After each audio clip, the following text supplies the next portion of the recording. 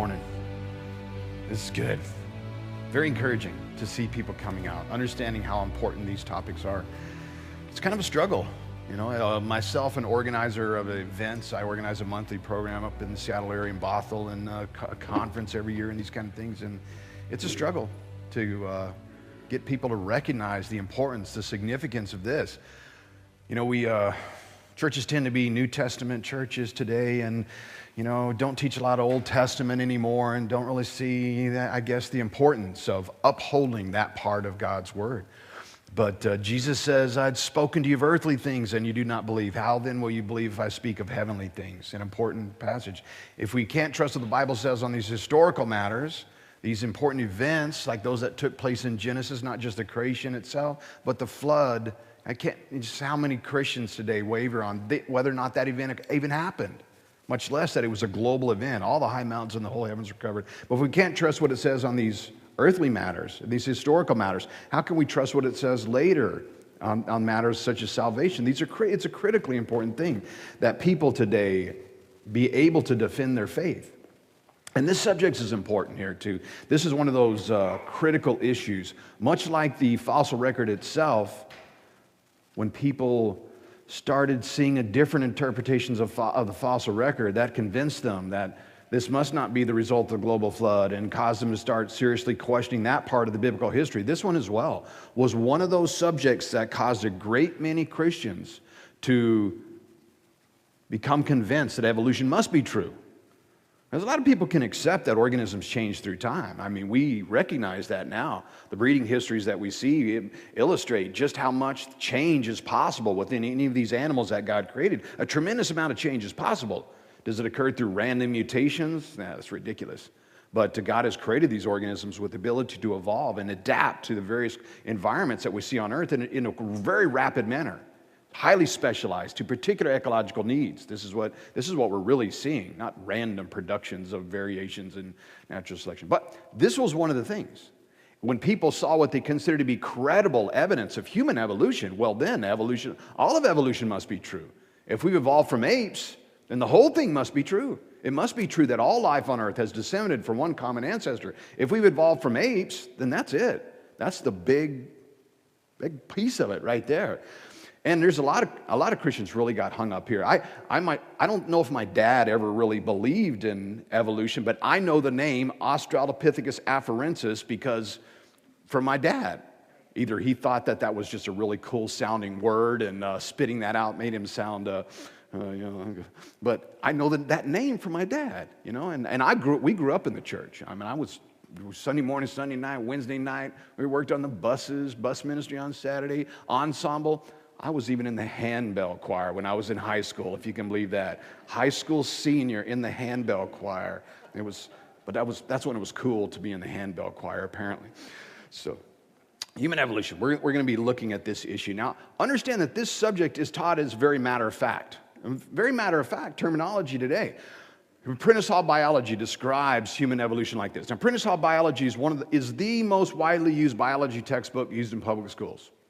Without question, Prentice Hall Biology. And listen how they describe human evolution. It's very matter of fact. Humans and other primates evolved from a common ancestor that lived more than 65 million years ago. Matter of fact. It's not speculation. Speculation is not theoretical. Between 6 and 7 million years ago, the hominoid line gave rise to a branch that ultimately led to the ancestors and closer relatives of modern humans. Very matter-of-fact terminology. But what we have to remember is that what scientists are teaching us today are not facts.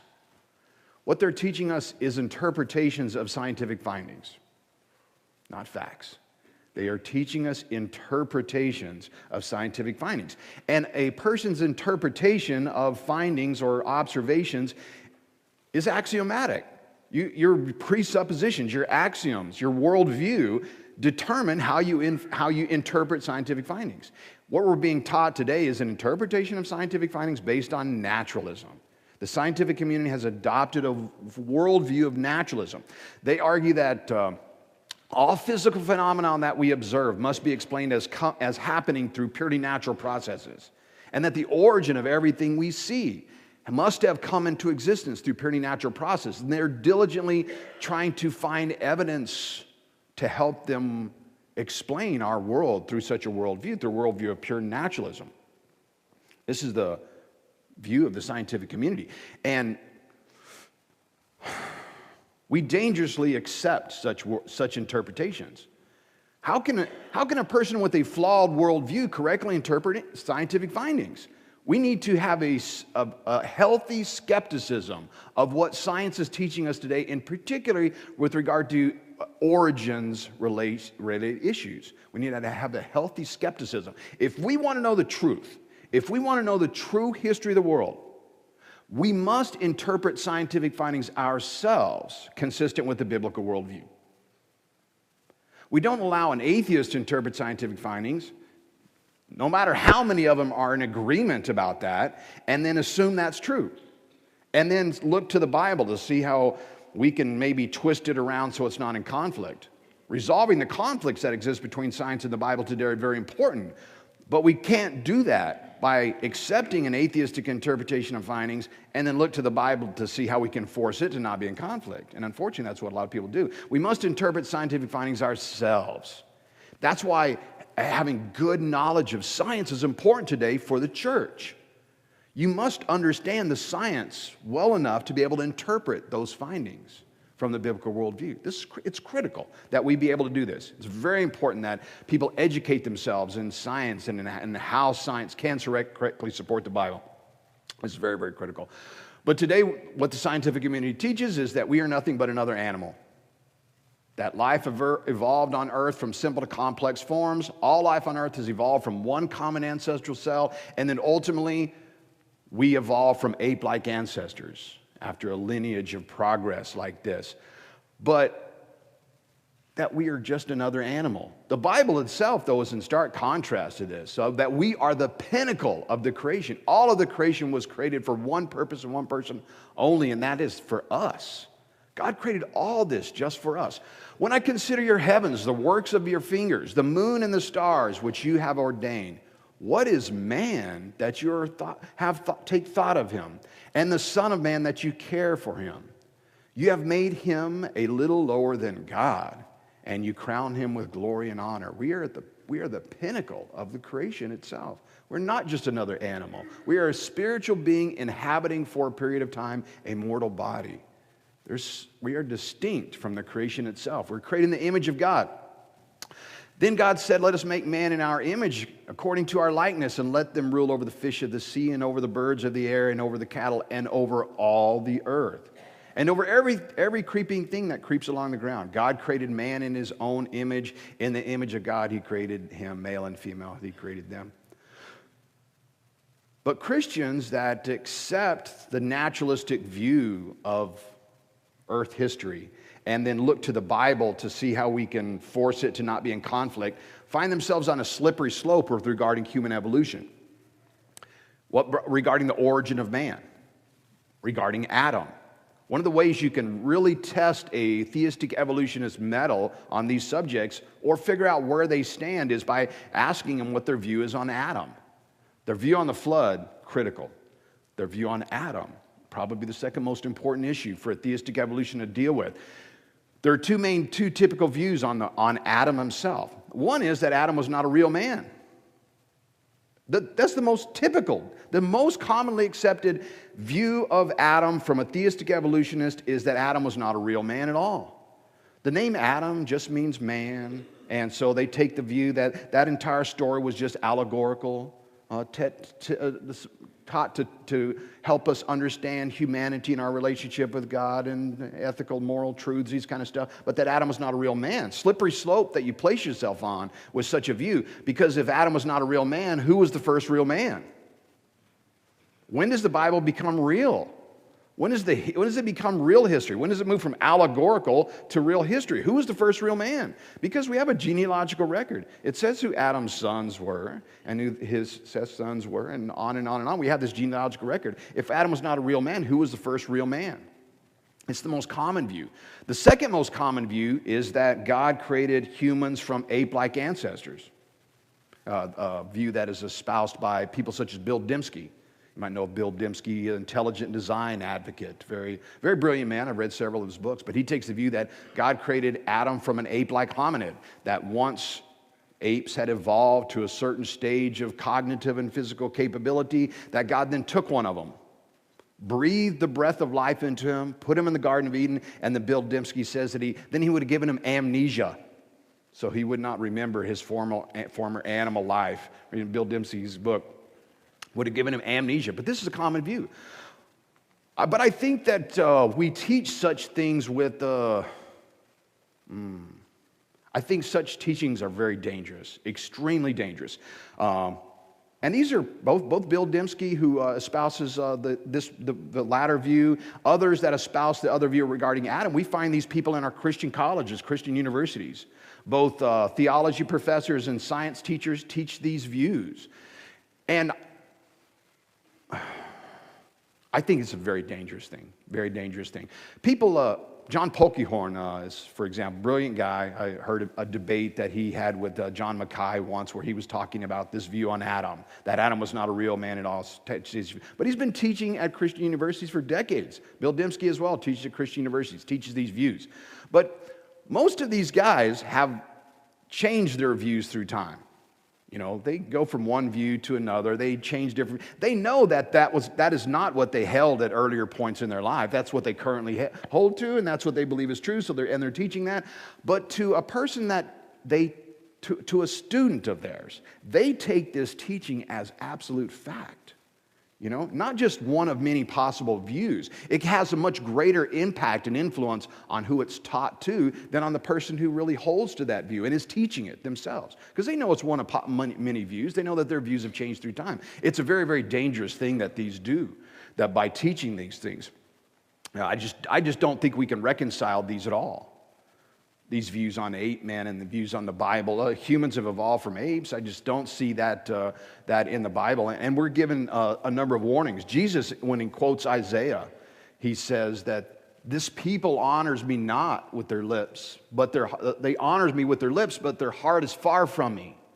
In vain do they worship me, teaching as doctrines the precepts of men.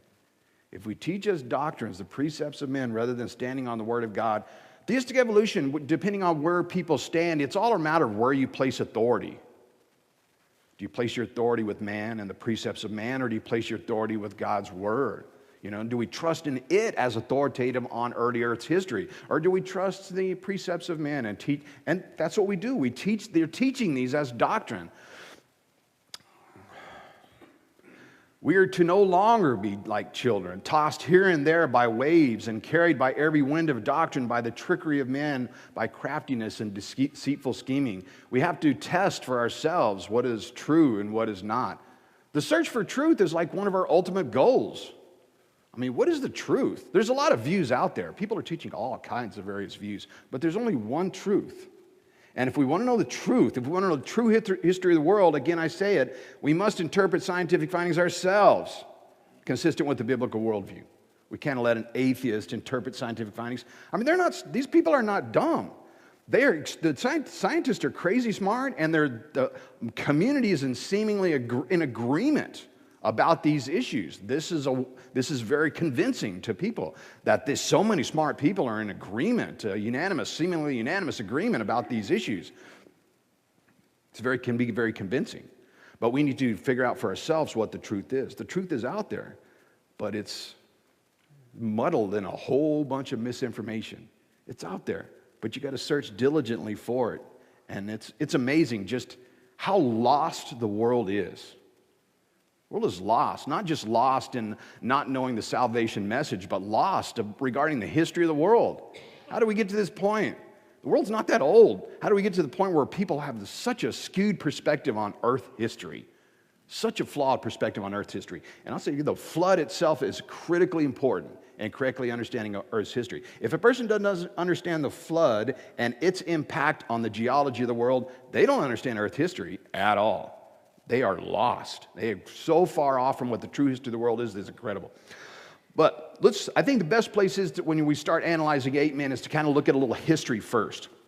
So look at a few examples. Some of the examples that, again, convinced a great many people that evolution must be true. These are some of the examples that convinced people. When they saw what they considered to be credible evidence of human evolution, well, that was it. Evolution must be true. So maybe I need to look at the Bible again and see how that can be interpreted in light of these new truths. Nebraska Man, shown here, was discovered in western Nebraska in 1922.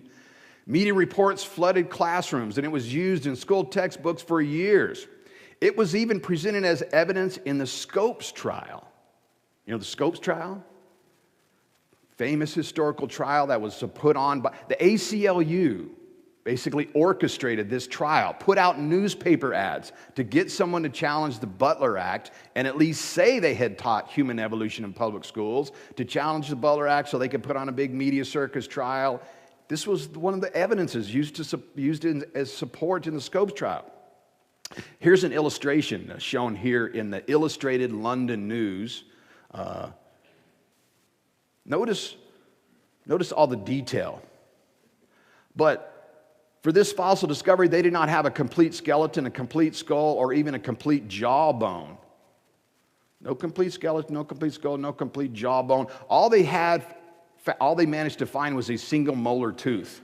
But look at all the detail you can get from apparently a single molar tooth. Not only do you know what Nebraska Man looks like, but you apparently know what his wife looks like too, just from a single molar tooth. But it turned out that this molar tooth did not belong to a human at all. Full investigation was finally published several years later, and it turned out that it didn't belong to a human or even an ape, but it turned out to belong to a pig, an extinct peccary. But this is not an isolated incident. More recently, a collarbone, a human collarbone, was misinterpreted from what was actually a dolphin rib. Tim White reports that a 5 million year old piece of bone that was thought to be a collarbone of a human-like creature is actually part of a dolphin rib. He named the find Flipperpithecus. The problem, he says, with a lot of anthropologists is that they want so much to find a hominid that any scrap of bone becomes a hominid bone. And we can find this repeatedly throughout these investigations. Scraps of animals have been reported to be hominids that belong not only to pigs and dolphins, but also alligators, horse, bear, elephant, and donkey. Nigel Hawkes, who was a science correspondent and health editor for the Times newspaper in London, stated that few sciences produce such abundant returns from so few fragments of fact as paleontology. And this is true. In 1911, Piltdown Man was discovered. This is actually a stage photograph, but shows Charles Dawson digging in the gravel pits near Piltdown, England, where Piltdown Man was discovered. They found pieces of a human skull from this gravel pit. He also claimed that he found an ape-like lower jaw and human-like teeth. In 1912, it was announced that Darwin's missing link had been found. The discovery was published in the New York Times under the headline, "Darwin's Theory Proved True." For 40 years, from 1912 to 1953, Piltdown Man reigned supreme in our classrooms, textbooks, and museums. Scores of books, pamphlets, and articles were published about Piltdown Man. Models like this, diagrams, were some of the most convincing proofs of human evolution during this period. When people saw these, evolution must be true. If they have indeed found this, evolution must be true. All of evolution. People were challenged and questioned the authority of the Bible based on such claims. For 40 years, it reigned true. But it took a full 40 years before the finding was finally revealed to be a fraud. The teeth had been filed down to make them look more human-like, and the bones had been treated with chemicals to increase their appearance of their age. Once this was finally reported, according to critics, the file marks on the teeth were so obvious, it was stated that they had to be willfully ignored. Willfully ignored. It's as if that thing was allowed to stand until they had something else to take its place. When that's all the evidence you have, you're going to keep it as evidence until you have something better, and I think that's what they did. But probably the most important piece of evidence to support human evolution was not a fossil at all. It was an illustration. This is arguably the most recognized scientific illustration of all time. This diagram was affectionately called the March of Progress. It was part of a Time Life book series. The poster itself was included within one of the books, but it was also sent out as a publicity tool throughout the world to schools, libraries, institutions, other institutions of academia. This poster was sent out as to publicize or promote this book series. And it made its way into classrooms, hung on walls of libraries. It's the most recognizable scientific illustration of all time. It's called the March of Progress because, as you can see, it shows not just an evolutionary progression, but hominids in the progress of walking. Even Stephen Jay Gould remarked that it was a canonical representation of evolution, the one picture immediately grasped and viscerally understood by all. The diagram has been reproduced countless times, parodied countless times. A convincing diagram, to be sure. The one problem with the diagram was that it was knowingly false. It was knowingly false. The author even mentions this on fine print. He states that although proto-apes and apes were quadrupedal, means they walked on all four, they are shown here standing for comparison. Shown standing for comparison. He knew they were quadrupeds, but again, he doesn't just show them standing, they're shown walking. They're shown walking in bipedal motion. That's why it was called the March of Progress. The fact is that there is a significant difference between human apes, and the difference is largely due to the fact that apes are quadrupeds. They were what we call knuckle walkers, where humans are bipeds. Notice that here from this diagram, I took this straight out of Prentice Hall Biology just to illustrate some of the differences. But all the differences shown here, between quadruped and biped, the differences are so significant they impact literally almost every part of the skeletal system. The back is straight in humans. It's an S-shaped spinal column instead of C-shaped that we see in apes. This is important for the upright posture of bipeds. To have the torso and the head directly above the hips is important. The position of the skull, where it attaches to the spinal cord, is also different. In humans, the spinal cord attaches to the skull at the bottom, where in apes, it attaches to the back. Humans also have a fully extendable hip and angled femur bones. This is important. When looking at the humans from the front, the femur bones are angled inwards as they come down from the hip. This is important to put the feet directly beneath the body, so that when humans walk, the feet are always, if you notice how humans walk, the feet are always directly beneath the body. During walking and running, you're supported by just one leg at a time. And so without this angled femur, the body would kind of topple from side to side. Very important. But there's others as well. We have much finer balance control by the way of the inner ear than the apes have. We also have a flat face. One of the distinctive differences between the apes and the humans is apes have what's called a shovel face. Humans have a very flat face in comparison. As a biped, you have to have a flat face in order to be able to see the ground beneath you. Very important. We also have very long legs and very short arms. Exact opposite can be found in apes. Apes have very long arms. Arched feet are also very important. You have an arch between the ball of your foot and the toe, and this is very important. There's 26 bones in the feet alone. All of these bones are very, very necessary to accomplish the balance of bipeds, but the arched foot is a very important part of that. It makes it so that a person can press down on the ball of the foot, and this is important for both balance and control, for running, for changing directions. The arch of your foot is very important. Apes don't have this. Instead, they have a foot that is capable of grasping, much like their hands. Very important. Also, the strong big toe. All of these characteristics are unique to bipeds and distinct from the apes. Taxonomically, your ape man, what we call ape man, can be lumped into two main groups. And understand that there are many that have been found that have been given other names. This is just a brief list, but notice that there are two main genera of these ape men shown in this diagram. And notice another reproduction of the famous March of Progress shown here. But within this, you see the two main genera. One we call the Australopithecines, and there are a number of Australopithecines that have been found. We also have the other genus, this is a taxonomic genus, the genus Homo. And within the genus Homo, we find groups such as Homo erectus, Neanderthals, and others that are not listed here, for example, Homo ergaster, Antecessor, Heidelbergensis, Floriensis, Rudolfensis. There's a number of Homo species that are not illustrated here, a number of Australopithecines that are not illustrated here either. And there are others that have been found given other names. But what you have within the paleontological community is generally with two main groups. They call the lumpers and the splitters. You have lumpers and splitters. The lumpers are the people that tend to find fossils and put them into groups that already exist. The splitters are the ones that give their discoveries new names. Okay? Your splitters tend to be the people that find a fossil. The lumpers tend to be the ones that analyze other people's finds.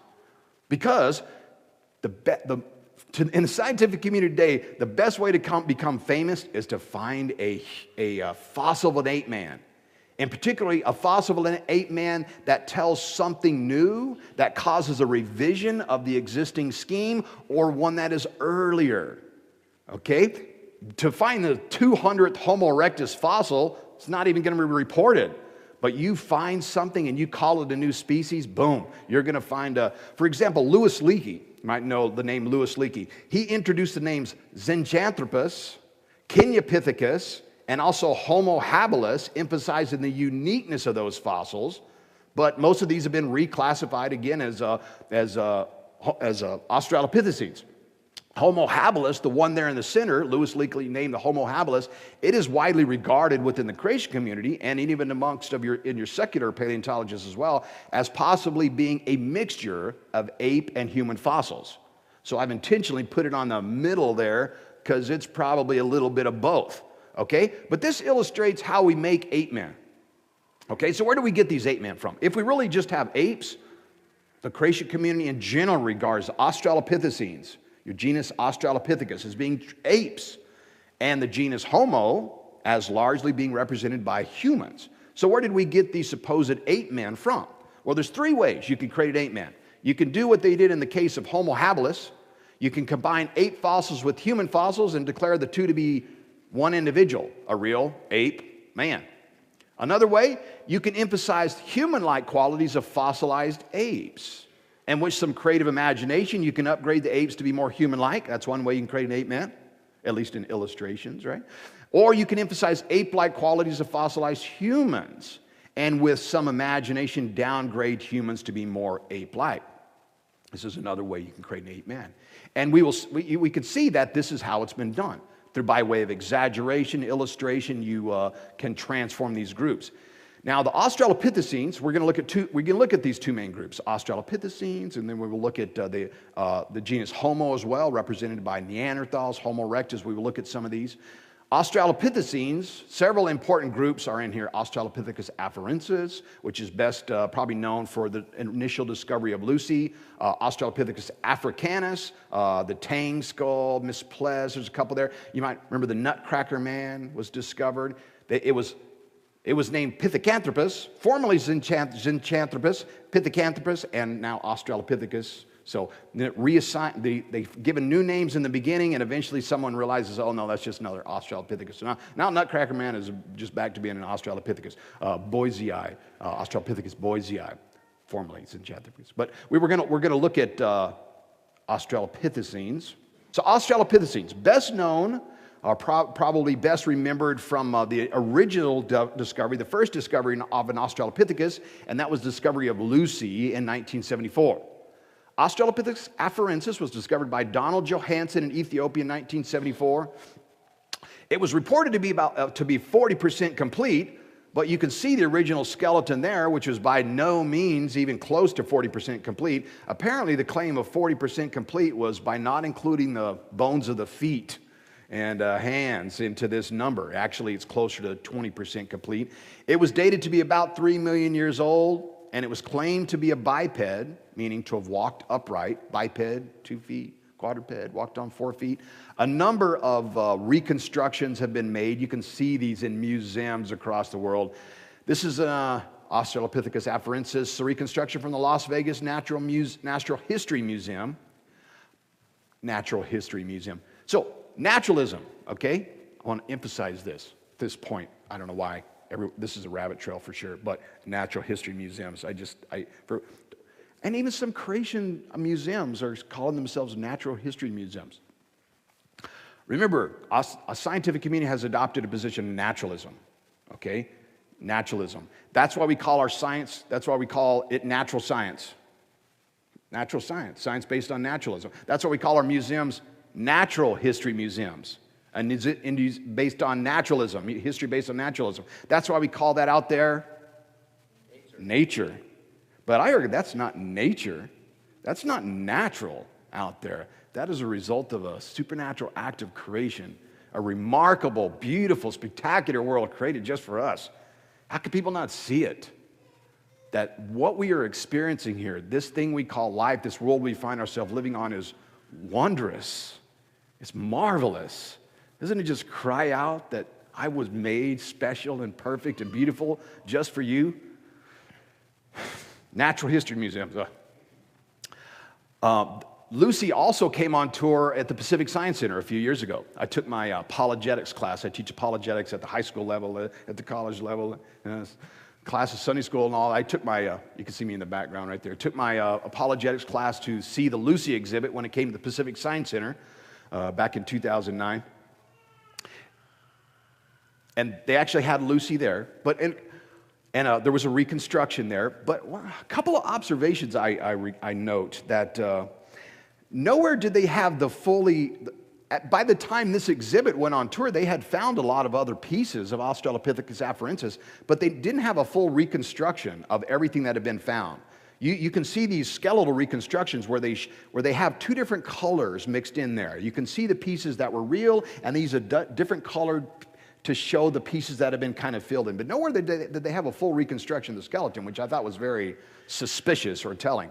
But another thing that I thought was very cool, that Ethiopian government required, in order to take Lucy on a tour, which belongs to Ethiopia, in order to take it on a tour, they also forced them to include the history of Ethiopia as part of the exhibit, which was almost entirely the Christian history of Ethiopia. So they mixed this exhibit about Lucy. You go in, all about these enormous churches in Ethiopia and the history and all. I thought it was kind of cool.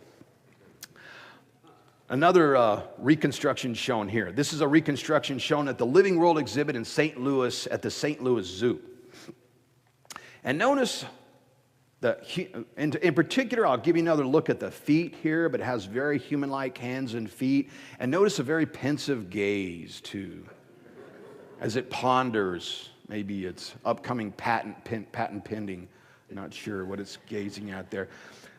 Fingers and toes of the models are straight. The hands and feet are clearly human-like. At the exhibit that came to Pacific Science Center, also very human-like hands and feet were there. This thing is very small. It's only like a 3 foot tall, this kind of thing. The problem with it was, by the time this exhibit was created and others, it was already known that Lucy did not have human-like hands and feet, that their hands and feet were very curved and very ape-like. Studies had already been done and shown this to be true. In 1983, Jack Stern and Randall Sussman, paleontologists at the State University of New York at Stony Brook, published some findings arguing that they had very ape-like hands and feet. Now, they believe that they are transitional forms between apes and humans, but they summarize it this way, that the morphological and functional affinities of the hand fossil, they said, leads inexorably to an image of a suspensory adapted hand, one designed for hanging, surprisingly similar to the hands in the small end of the pygmy chimpanzee and common chimpanzee range. So these are even closer to pygmy chimpanzees than they are regular chimpanzees. And they continue. They say there's no evidence that any extant living primate has long, curved, heavily muscled hands and feet for any purpose other than to meet the demands of full or part-time arboreal life in the trees.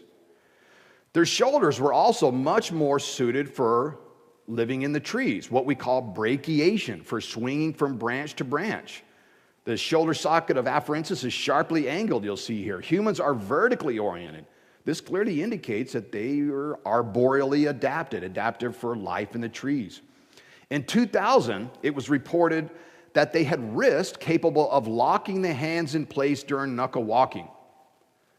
Afarensis and Anamensis, later represented by the famous skeleton known as Lucy, had wrists capable of locking the hands in place during knuckle walking. This was reported in both Science, News, and the journal Nature under the title Lucy on the Grounds with Knuckles. That might require some explanation. The original name Lucy came from, according to reports, the night after its discovery, they were playing Beatles. And the song Lucy on the Sky with Diamonds came on, and someone had the bright idea to call their discovery Lucy. So Lucy on the Ground with Knuckles. There you get the connection there. Their pelvis bones were also very similar to chimps. Note, the iliac blade of humans goes back to front, whereas in apes, the iliac blades flare out laterally. The orientation, again, is significant for maintaining posture during bipedal motion. Afarensis definitely had chimp-like hips. Stern and Sussman noted this as well. They say the fact that the anterior portion of the iliac blade faces laterally in humans but not in chimpanzees is obvious. The marked resemblance of Lucy to the chimpanzee is equally obvious. It suggests to us, they say, that the mechanism of lateral pelvic balance during bipedalism was closer to that in apes than in humans. They were definitely ape-like. But what do?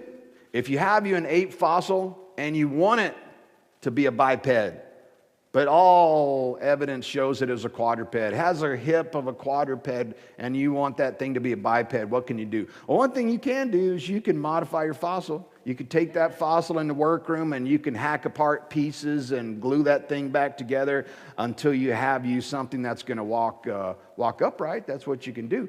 Now, this may seem facetious, but this is exactly what one anthropologist did. Owen Lovejoy, who is the chairman of anthropology at Kent State University, basically does this kind of reconstruction in you can see this in a PBS Nova series video from 1994 called In Search of Humans. Watch what Owen Lovejoy does here. The ape that stood up, it was a revolutionary idea.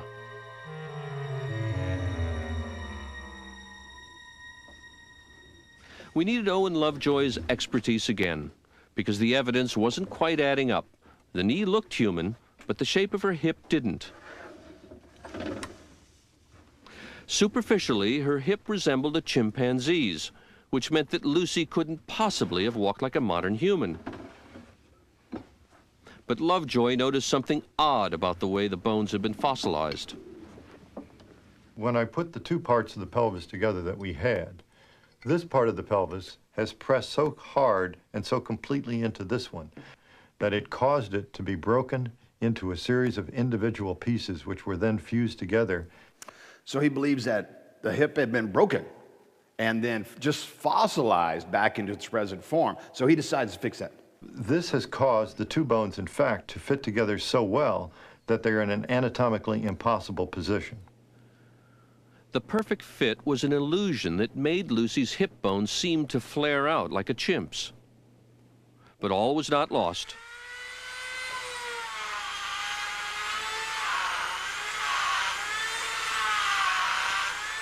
Lovejoy decided he could restore the pelvis to its natural shape.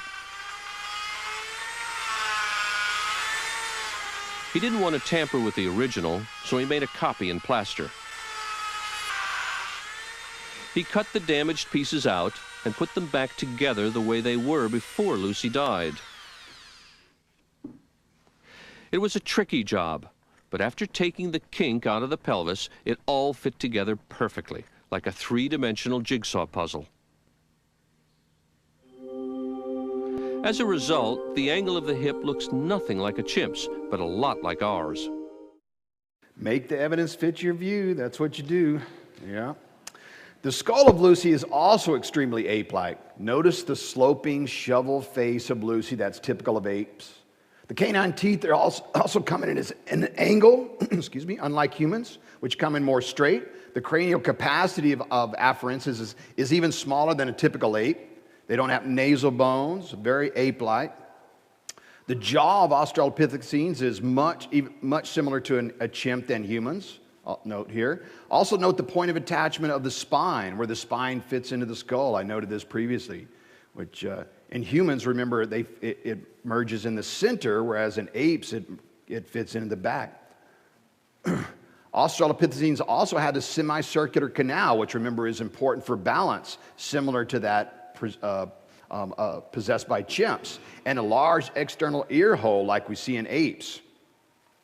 And many of these observations are not new. In fact, renowned scientists have been arguing against Australopithecines as a human ancestor for decades.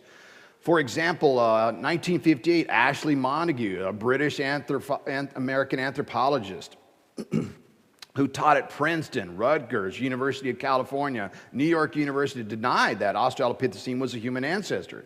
He said the skull form of all Australopithecines is extremely ape-like. The Australopithecines show too many specialized and ape-like characteristics to be either the direct ancestor of man or of the line that led to man.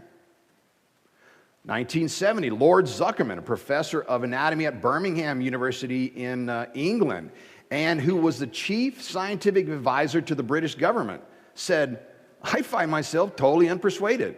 Almost always when I've tried to check the anatomical claims of which the status of Australopithecus is based, I've been in failure.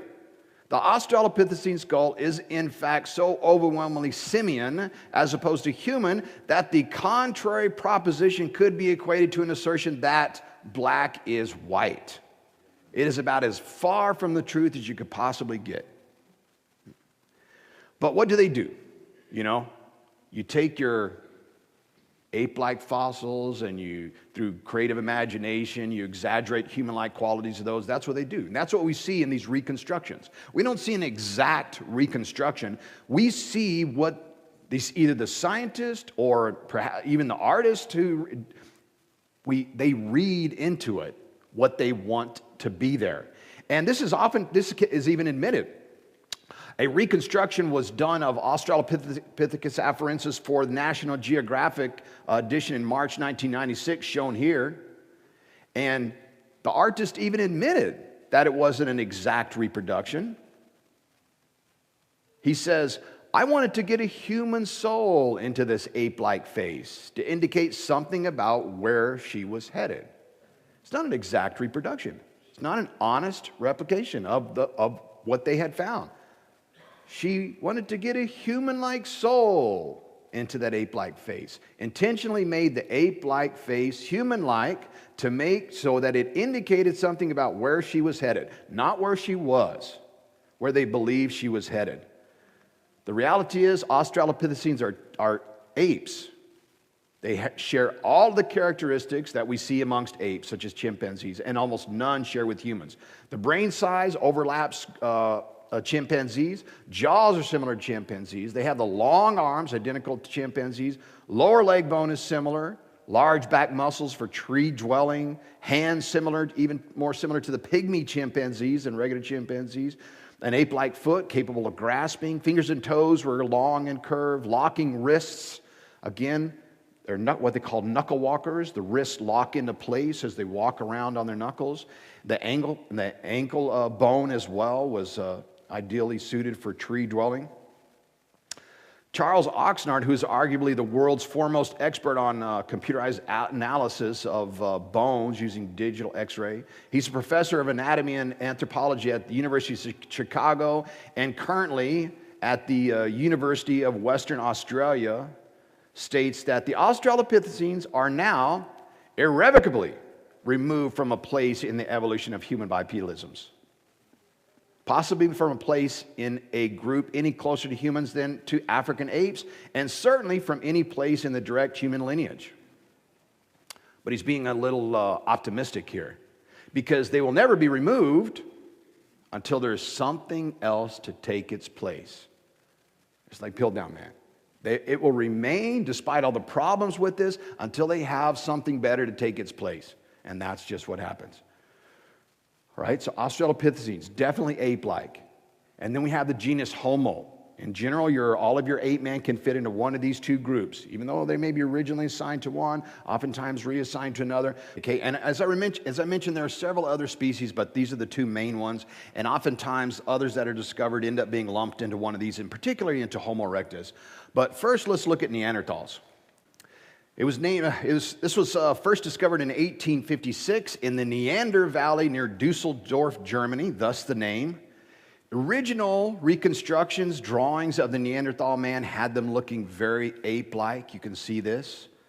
They are believed to have lived anywhere between 30,000 years ago and up to 600,000 years ago. The fossils of Neanderthals have been found in this region, the region you see that's green here, roughly along or south of what is called the 50th parallel north. This is just south of where the Ice Age glaciers advanced to during the Ice Age. Creation geologist like Michael Lord has spoken on this a number of times, describes the Ice Age as forming during the tail end of the flood due to the conditions that were present there, and these vast glaciers advanced down into this region. But you can see how the fossils there fit perfectly right along the edge of what is called the 50th parallel north. So they lived up in this very, very cold period during the Ice Age. They are characterized by one of the main characteristics of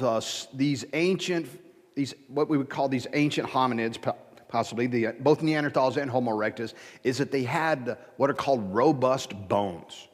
They had very thick bones.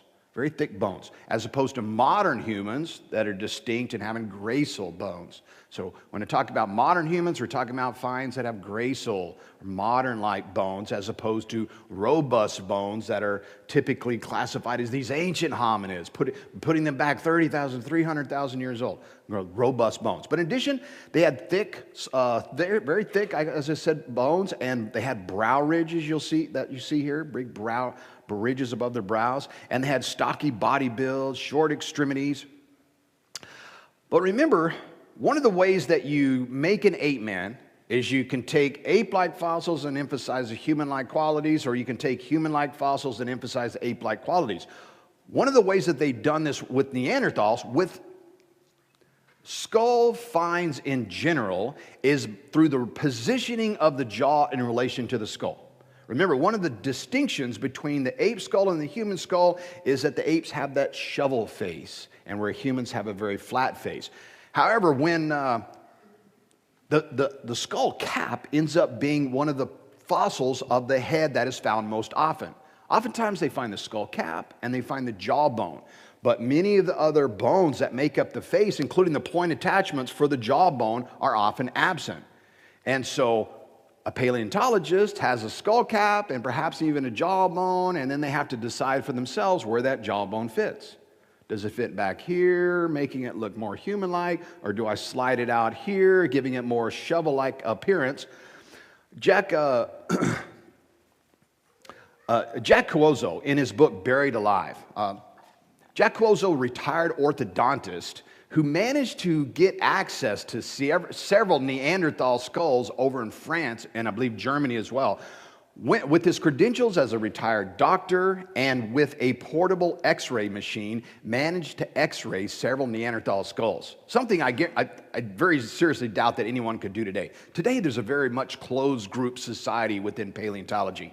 You can't examine someone else's fossils unless you have fossils of your own, of similar types. So you can examine mine if I can examine yours kind of situation. But he managed to get into the museums over in France where these Neanderthals were being housed, close to where they were discovered, and was able to analyze these through x-ray. Nonetheless, and so that book could be interesting read if you want to find it, Buried Alive. Anyway, while he was doing some of this research, he found this diagram. This is of a famous Neanderthal teenager that had been discovered back in 1909. I would try to pronunciate the name of that, but my limited French I'd probably butcher that, so I'm not going to try. But that's a famous fossil of a teenage Neanderthal. Nonetheless, when he saw this diagram as a retired orthodontist, a human anatomist, he realized something immediately wrong with the diagram, and that is that the jaw on this diagram was positioned fully out of socket. The jaw itself is extended a full 30 millimeters beyond where it would normally be. The jawbone fits into this little groove right here called the fossa. And people have reported just seeing paleontologists do this. I have a skull cap and I have a jawbone, and where do I position it? You know, do I have the illustrator position it out here? Do I have it positioned back here? It's more human-like with a flat face, more ape-like with the shovel face. Depending on where you place his jaw, you can emphasize the ape-like qualities of human-like fossils, and this is what they do. Because positioned back where it would normally be, you're going to have a very flat face, a face that looks much more human-like, which we now know is what the Neanderthals really look like. They're very human-like. A number of Neanderthal reconstructions can be seen in museums now that have them looking almost indistinguishable from modern humans, with the exception of a little bit of a brow ridge there. You see this one here? This is from the Mettmann Museum in Germany. Again, the Neanderthals were big game hunters. We have found them buried with like trophies from hunts. We know they hunted mammoths. These are not just something we see in movies, but we've actually found them with trophies from their mammoth hunts. So they're big game hunters, even hunting things like mammoths. Again, that lived in very harsh, cold climates just south of the glaciers during the Ice Age period. But these reconstructions have them looking very human-like. This is a reconstruction of the famous Gibraltar child that was discovered in 1926. Far different from the original drawings of Neanderthal that we had seen. Eric Tinkus, who is a renowned anthropologist, any new find, oftentimes you can see Eric Tinkus having been consulted with regarding this new discovery. He's an anthropologist at Washington University and an expert on Neanderthal biology. He states that detailed comparison of Neanderthal skeletal remains with those of modern humans have shown that there is nothing in Neanderthal anatomy that conclusively indicates locomotor, manipulative, intellectual, or linguistic abilities inferior to those of modern humans. They were modern humans. V. Sodera is a human anatomist with 3 books on human surgical techniques. He said, despite their stocky body build and their stocky skull shape, there is no hard evidence to say that Neanderthals were in any way inferior intellectually to modern man. They are known to have made sophisticated flint tools.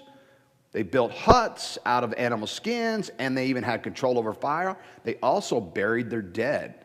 And this is significant because we recognize burial to be a very religious act. It's a very ceremonial thing, a very religious act. Marvin Lubenow also comments on this, but even makes a more significant observation. He has a book called Bones of Contention. Awesome. I would highly recommend Marvin Lubenow's book, Bones of Contention. He states that most anthropologists recognize burial as a very human and very religious act. He said, but the strongest evidence that Neanderthals were fully human and of our own species is that at 4 sites, Neanderthals and modern humans were found buried together. They found Neanderthals buried together with modern humans. Again, the distinction being the gracile, the thinner bones, as opposed to the thick bones we see in Neanderthals. But last, probably one of the most significant discoveries to add to the argument that Neanderthals were just humans and of our own species was the sequencing of the Neanderthal genome. They've been working on this over several years, but in 2009, the sequencing was finally complete, and it was published in the journal Science in 2010, following a comparison of the Neanderthal genome with several modern human populations. They compared the Neanderthal genome to both Africans, French, Chinese, and even Papuans, Papua New Guinea, islands around Papua New Guinea. They found that 99.7% of the base pairs of the Neanderthal genome are identical to modern humans. 99.9% identical. They also found several distinct markers, Neanderthal markers, present in these human populations, in both the French and Chinese and those from Papua New Guinea. They found Neanderthal markers specifically in those, which conclusively demonstrated that there had been interbreeding between the groups. They have not as yet found any of the markers in African populations. And kind of an interesting side note, they've never found Neanderthal fossils or remains in China or in the New Guinea region. So although they have found evidence of interbreeding within these groups, so that must have preceded their movement into these areas. Just kind of an interesting side note. At this point, we know that the initial reconstructions were terribly, terribly wrong. That Neanderthals were, by all accounts, fully human, 100% human. Brain capacity was even slightly larger than modern Homo sapiens. We know they used jewelry, they used musical instruments, made cave paintings. The number of cave paintings that's now been found is just grown enormously. We know they buried their dead, even with trophies and artifacts. And we know that they interbred, given some recent evidence from DNA sequencing. I found this. When I was poking around, I found this diagram off Wikipedia. This is actually Homo erectus, which is the subject of our next talk. But it helps me segue into these. I found this on Wikipedia. Again, what they typically find is just a skull cap, oftentimes a jawbone as well. But I noticed this jawbone also positions completely out of socket for this Homo erectus. Another example of the manipulation of data to get it to fit our preconceptions. Even Homo erectus are manipulated in this way. Homo erectus, the name means erect man. They were first discovered in 1891. To date, more than 280 fossilized individuals have been found. The first to be discovered was this guy right here, Java Man. Only a skull cap was found, no jaw, no facial bones. But again, just depending on where you place that jaw, you can give this guy a more shovel face. Or if you put it back where it's supposed to be, give it a flatter face. This just was discovered by Eugene Dubois near Java Island in Indonesia. It was the first to have been discovered and is arguably the best known human fossil. And this, probably more than anything else, was one of the key evidences to convince a great many people that evolution must be true. These are illustrations and a model from 1922. It was discovered by, again, Eugene Dubois, who was a former student of Ernst Haeckel, who you might know from the embryo fake fame. He discovered the fossil while serving as, I'm not trying to remember, he was serving in the medical corps in the Dust East Indies, which is now Indonesia, and while serving in the medical corps, managed to get permission to go out and dig for fossils. He was granted permission, was given 50 forced laborers and 2 corporals to accompany him, but none of them had any experience in digging fossils. So there was a lot of criticism of this later because there was very little very poor record keeping as to exactly which strata these fossils were found in. But what they ultimately found was a skull cap, you see here, a tooth, and then later, remember exactly how much later they found it, they found this femur. They found a femur in the same region, but at a different time, and the femur was distinct from the skull cap. The femur was gracile. Obviously modern in comparison to the skull cap. So there was a lot of criticism over this from the very beginning as to whether or not this was an ancient hominid or not. The skull cap did not look at all human-like. The femur bone looked identical to modern humans, and so there was a lot of criticism in the beginning.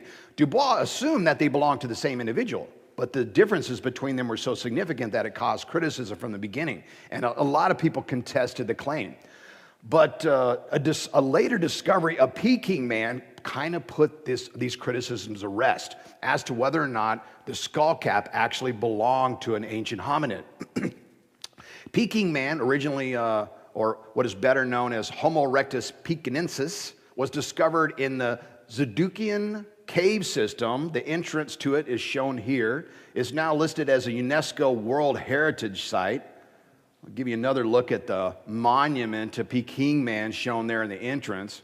You know, I have to wonder what this poor fellow would think if he managed to get transported ahead in time and goes to his cave and sees this statue there and thinks, man, people in the future were worshiping me like I was a god over there. It's crazy. Peking man. There's an interesting story behind this. They ended up finding 6 skull caps. 6 skull caps originally, but all of the skull caps were lost. Now, they found many Homo erectus fossils have been found since, and they even rediscovered one at this site on a later date in 1966. But the original skull caps that were discovered were lost during World War II. When Japan was invading China, they decided to move the fossils to the U.S., and they put them in the hands of some U.S. servicemen, and in the process of transporting these down to a shipping area, they disappeared. The servicemen ended up in an internment camp. No one knows what happened to fossils, but the Chinese government, even as recently as like 2005, were trying to revive interest to try to figure out what happened to the fossils. But it's just possible that whoever captured the servicemen opened up the container that they were in and it's like, what in the world? A bunch of stupid bones, and toss them over in the ditch or something, So who knows? There's an interesting story behind it. Another interesting kind of side note here. After the discovery of these Peking man fossils, Eugene Dubois actually kind of backpedaled a little bit and claimed that his fossil was actually that of a large gibbon.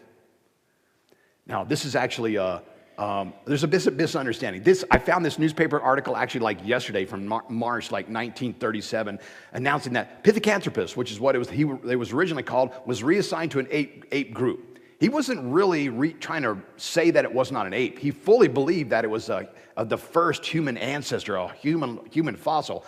But being that others had been discovered, he wanted to make his unique. Remember, being one person of a bunch of people who had discovered the same fossil is not going to help you maintain your fame. So what he did is he backpedaled and argued that his was even earlier. Oh no, mine is even earlier than those. It's like a given in comparison. But in reality, it was the same. It was a Homo erectus fossil, the first Homo erectus fossil that had been found. And they've been found over a wide area. Like I say, more than 200 have been found to date. The red dots on this diagram show you the location of where they have found fossils that match the general characteristics of individuals that we call Homo erectus. And we've also found tools at these locations. The brown area there on that map above shows the locations of where they have found a tool they call a hand axe. And this is a little bit trivia as well, but I like to add a little bit of kind of trivial stuff to some of this. I found this interesting. Anyway, they found these tools called hand axes, and you can actually see a monument of one standing there at a park in England, these hand axes. They found a whole bunch of these all over the place in these Homo erectus occupied areas. But what they were is debated at this point. They're called a hand axe because they roughly are about the size of a hand, and they look like they were used as a tool. But the reason why their purpose is debated is that if you look at these that have been found, they're beveled all the way around. They're to a point all the way around. And yet if you were going to use that as a hand axe, holding that in your hand and using that to bang on something, you would round off one side that you were using, we're going to put your hand in. So what these were actually used for has been debated. I've heard it argued that they may have actually been the left behind core of when they were making arrowheads. They would be making arrowheads, and eventually they would get down to too small of a piece, and then they would just so I heard that one argument was that these are just the left behind cores when people were chiseling out arrowheads. Marvin Lubenow, though, made the argument, at least I believe, that these might have been a throwing implement instead. And he drew an analogy or comparison to the discus event, which I thought was an interesting argument. Most of these sports, competitive, Olympic type events, at least especially in the early days, were all based on some activity that people would do either in war or in hunting, and even they even have these forestry events. Have you seen these guys doing? They have these forestry competitions where they get these guys out there and have to chop down a tree really fast and all this kind of stuff. I mean, they make a sport out of anything that people do for a living that you get real good at, and they'll make a competition out of it. Well, he argued that for most of those Olympic events, we can connect those directly to something that humans had done, but that discus event is kind of weird. I mean, where did people learn how to do that? That they got good at it and decided to compete at it, UFOs.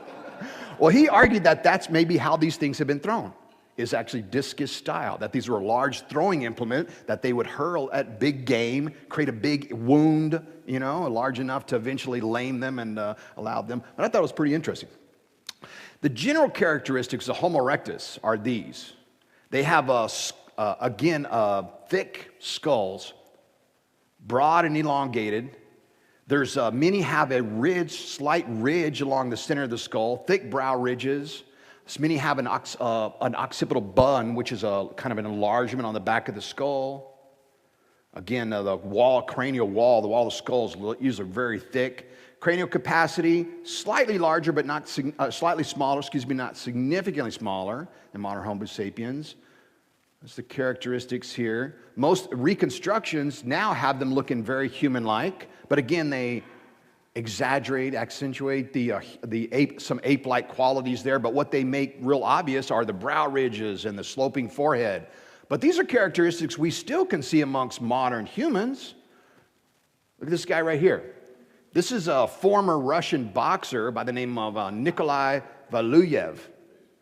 I mean, clear brow ridges and even a sloping forehead. I mean, these are characteristics that we still see amongst modern humans, especially those in Eastern Europe, where many of these groups had lived. These are not characteristics that are unique to Homo erectus. And in fact, whether the cranial thickness, the thickness of the skull, is unique to Homo erectus, either has been called significantly into question.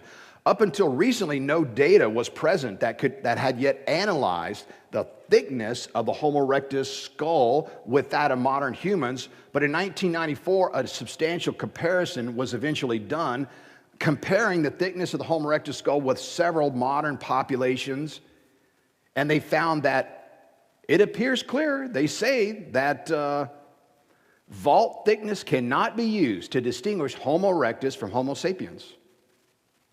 Vault thickness alone. When comparing the Homo erectus to several modern humans, they found that a clear overlap in the thickness. So when they find a skull, they cannot just by thickness alone identify that as Homo erectus as opposed to modern human.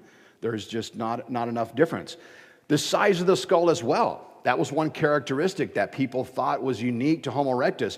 But a recent discovery by the national published, shown here in a diagram from the National Science Foundation, this was a discovery in 2008, of a female pelvis that was classified as Homo erectus, showed that, at least from the pelvis itself, from the birth canal area of the pelvis, that the skull size of the infant was clearly within the range of modern humans. Modern human children have a cranial range at the time of birth between 320 and 370 millimeters, and this woman would have given birth to a child that's about 318, well within or close to that range.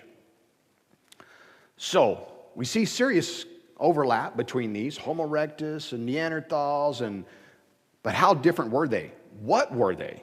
This is the big question, okay? These people existed. If they were true people, who were they?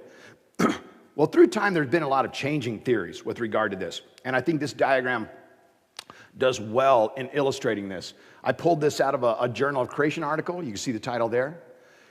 Here you go, 1955, upper left-hand corner, 1955. The general belief is that Australopithecines evolved into like Homo erectus and then evolved into Homo sapiens. That's a general scheme that kind of connects these. But you have the A means Australopithecines, right? So something evolved into Australopithecines, which evolved into Homo erectus, and then Neanderthals and Homo sapiens branched off from there and evolved separately into individual species. 1967, Australopithecines evolved into Homo erectus, that evolved into Neanderthals, that evolved into Homo sapiens. Okay, 1971.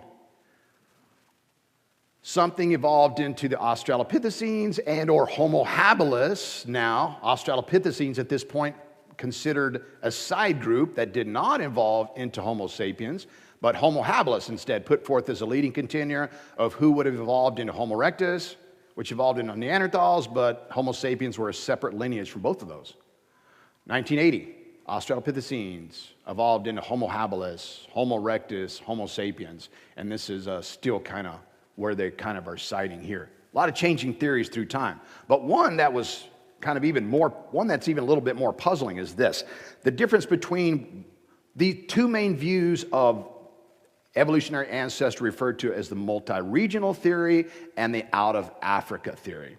Okay, multi-regional versus out of Africa. And this kind of works like this. And this isn't the best diagram, but you're going to have to suffer through it, unfortunately. The multi-regional theory works like this. Now, the color-coded, you can see the various areas where Homo erectus has been found. Okay, Africa, Europe, Asia, and even over Oceania, the area there around Australia, the islands of Australia. So the argument is that about 1 million years ago, Homo erectus first evolved in Africa, and then these populations migrated to various regions around the world where we now see Homo erectus. So Australopithecines evolved in Homo erectus in Africa, and then these Homo erectus populations migrated to all these areas where we currently find them, Europe, Asia, etc. And there, in these areas, each of these Homo erectus populations evolved into modern Homo sapiens. Okay, that's been a long-standing view. But recently, this was called the multi-regional theory. Okay, can we find Homo erectus populations in these various areas? And it makes sense that these Homo erectus populations would have kept evolving and would have evolved into modern Homo sapiens. But recently this has been overturned, and now most people have shifted to this, what we call the out of Africa theory, which goes like this. So Australopithecines evolved into Homo erectus in Africa, and then these African Homo erectus populations migrated in these various areas where they started to evolve, but then something happened and boom, all of them died off or something. But this population from Africa that kept evolving eventually evolved into Homo sapiens, and then those Homo sapiens migrated and colonized these various areas. Very weird. Very weird. Why these died off, and I don't know, very weird. Marvin Lubenow makes a fairly strong case, can't say how solid it is, that a lot of this initial movement towards this view was an attempt by some evolutionists to kind of throw off the racism that had always been part of the evolutionary theory behind human origins, that these various populations around the globe could be viewed as more or less evolved. And there had been strong overtones there. I mean, the Aborigines in Australia, there have been even people put into museums.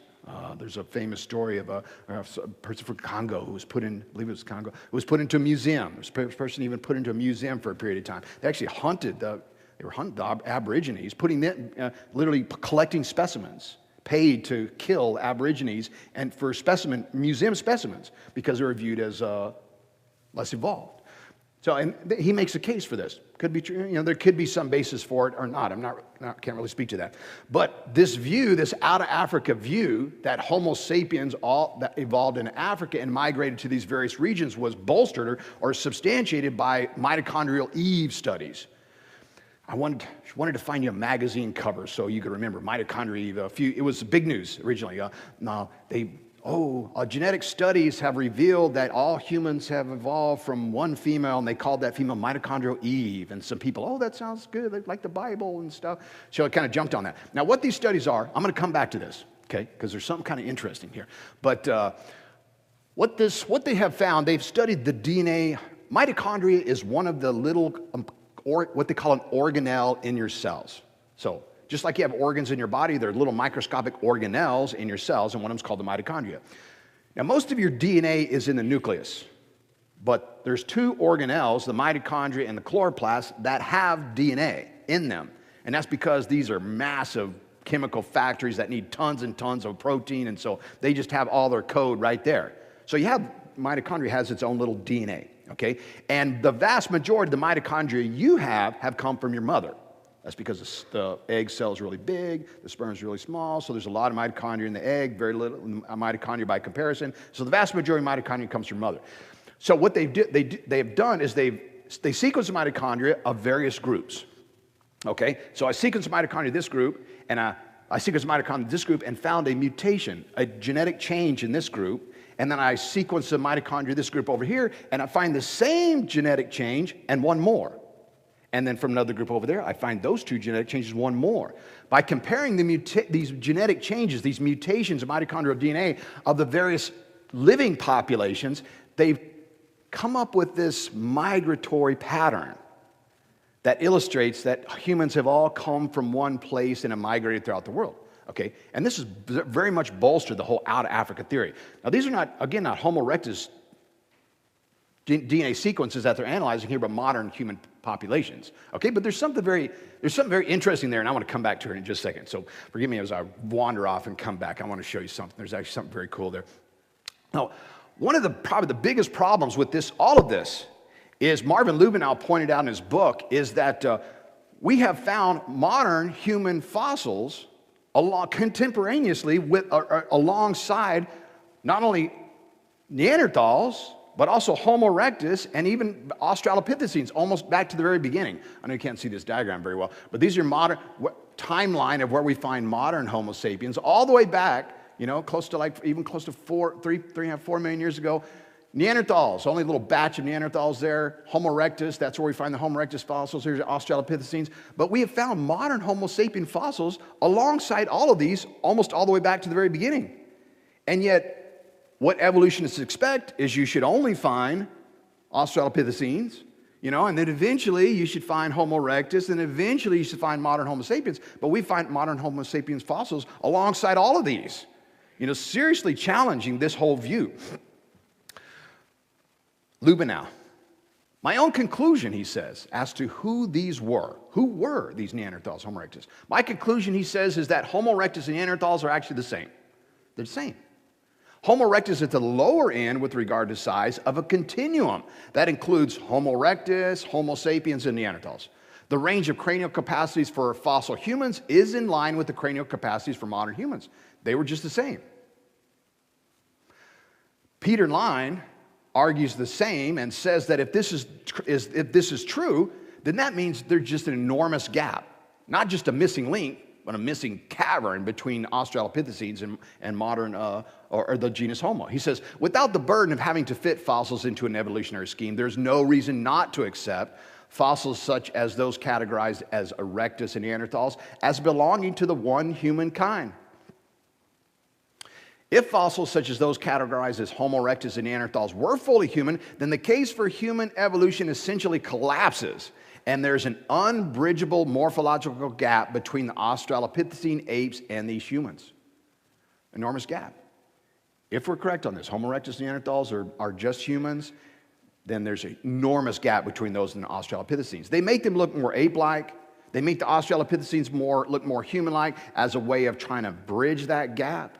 But when these are finally analyzed and we realize just how human-like these Neanderthals and Homo erectus are, just how ape-like these Australopithecines are, this gap is enormous, So who were they?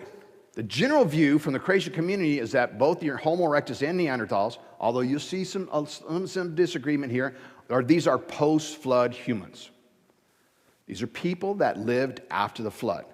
Okay, so, and Peter Line actually gives several possible factors that could have contributed to the differences in their morphology, in their anatomy. Why did they look different? Okay, he gives a few possibilities. He says, perhaps greater genetic diversity and genetic drift within the humankind in the past. True, could be. They were living under particularly harsh environmental conditions after the flood, during the Ice Age. Very, very hard times, very, very hard living. Dietary habits would be very poor. It would have taken centuries before they could start farming again. Topsoils are decimated by the flood. You get your pioneer species come in first. Nitrogen fixers in the lot come in first. Eventually, generations after generation, you finally get enough topsoil to where you could actually start growing crops. So nutrient deficiency could play a role. Poor dietary habits. I mean, when you're eating nothing but mammoth, for months, kill a big mammoth and you're on mammoth stew and mammoth steaks and mammoth sausage in the morning. Yeah, lots of mammoth. Stress of particular biomechanical forces. Now, what he's referring to here is the fact that humans have historically used things like their teeth for tools. I mean, God's given us a lot of tools, and your teeth are one of those. Without the, advantage of having some needle-nose pliers or vise that you can lock some stuff into, use your teeth. So when you're trying to create, strands or leather strips or anything, you put that in your mouth, and then you hold that while you and that very act, that very act of using your jaw as a tool, as a vice like that, would cause changes. Now, unknown to most people, your skeletal system is constantly remodeling itself. You have cells that are constantly eating away at bone, and then other cells come back and constantly add new bone. Osteoblasts or osteoclasts are eating away at your bone, and then osteoblasts come back and lay new bone down. And they do this not just during repair, but as a way of rejuvenating your bone and remodeling it based on current needs. Okay? So you've heard people say, "Oh, I'm not fat, I'm just big boned." You know, you hear people say this, "I'm just big boned," you know what I mean? Well, this is true in one way, you know, but you're big boned because you're big.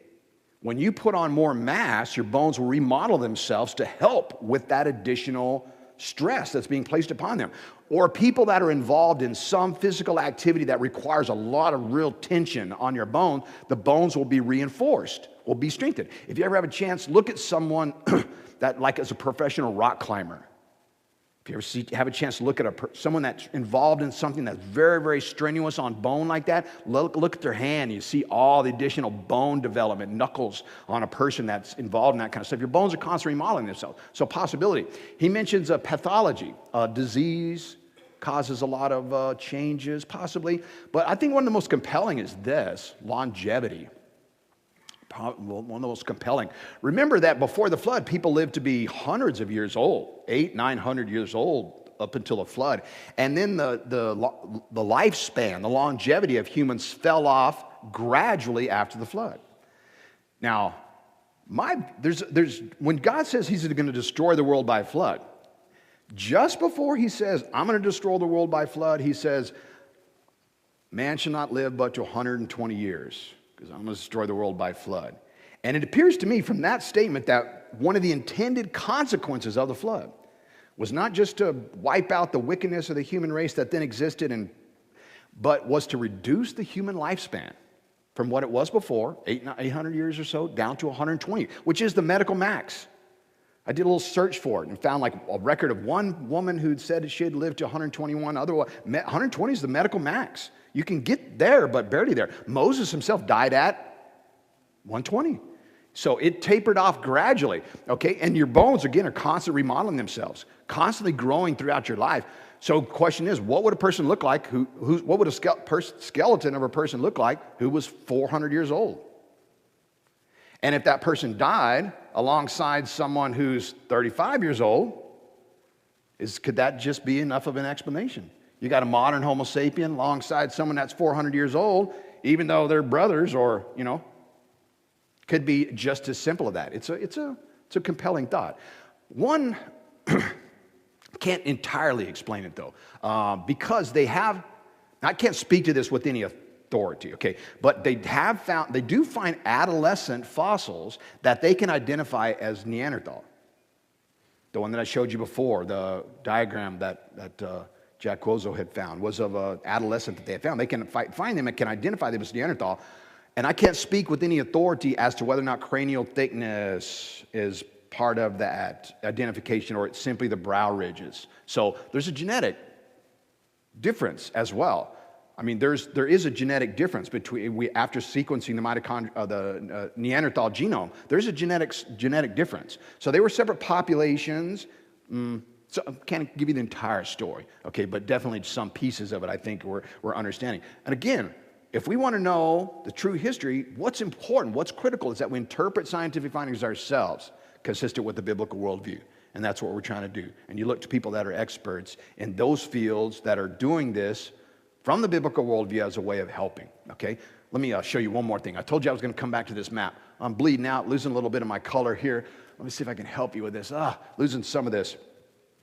This is not as brown as this should be. Neanderthals are all up in here. This map shows you, it's the same map that I showed you of the mitochondrial Eve study, but overlaid on top of the Homo erectus and Neanderthal ranges, okay?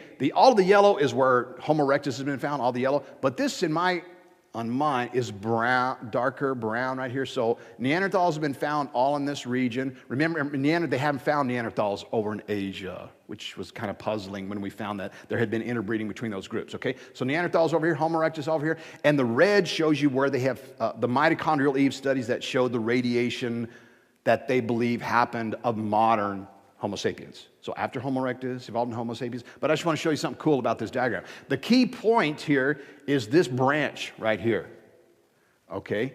That little branch point right here I think is kind of key on this diagram because I want to show you something. Okay, watch this.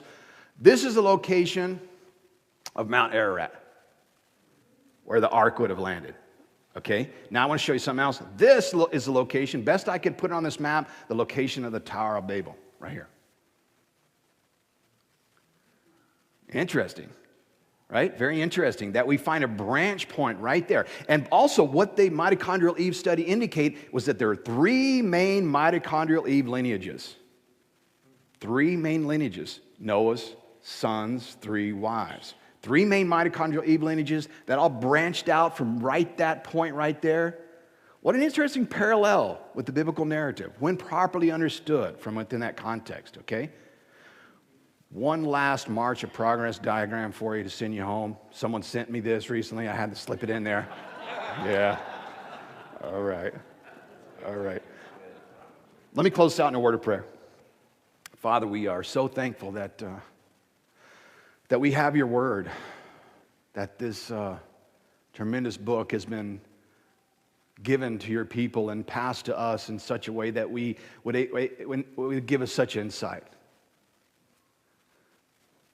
Father, we ask for wisdom. Your word says you give generously to all who ask, Father, and we ask for wisdom. We live in a world where misinformation is the norm.